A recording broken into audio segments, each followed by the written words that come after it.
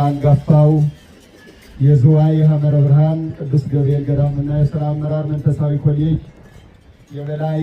ጠባቂ የሁላችንም አሳዳጊ የበረከት አባት ብፁዕ አባታችን አቡነ ማቴዎስ በኢትዮጵያ ኦርቶዶክስ ተዋሕዶ ቤተክርስቲያን የቤተክርስቲያናችን የመገናኛ ብዙሃን ሊቀ ጳጳስ የምስራቅና ሰሜን አፍሪካ አህጉረ ስብከት ሊቀ ጳጳስ የቅዱስ ሲኖዶስ አባል የበረከት የጸሎት አባት የተከበሩ አባታችን መጋቤ ሐዲስ የኔታ ኢሳይያስ የዚህ ታላቅ ገዳም ዋና አበምኔት የጠቅላይ ቤተ ክህነት የልዩ ልዩ መምሪያ ኃላፊዎች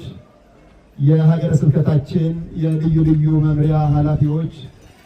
የወረዳ ሊቃነ ካህናት አባቶቻችን ሊቃውንት አባቶች ካህናት ወንድሞች ዲያቆናት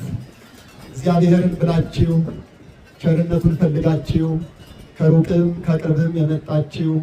ምዕመናን ምዕመናት አባቶች እናቶች ይልቁን ደግሞ የጻድቁን የአቡነ ገብረ መንፈስ ቅዱስን በረከት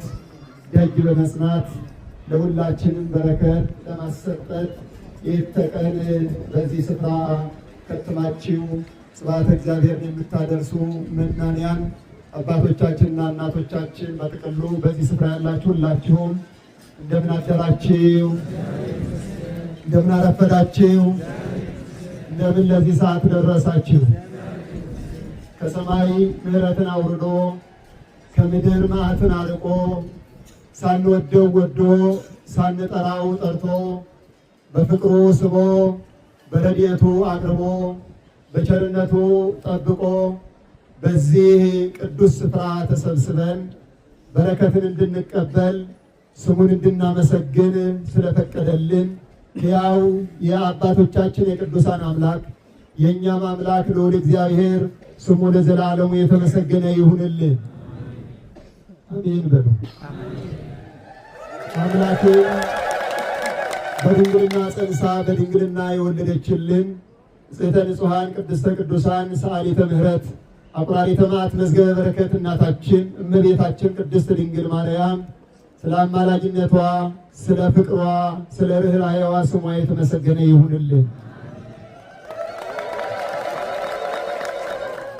እኔ ቅዱስ ነኝና እናንተም ቅዱሳን ሁኑ ብሎ በተናገረው አምላካዊ ቃል መሰረት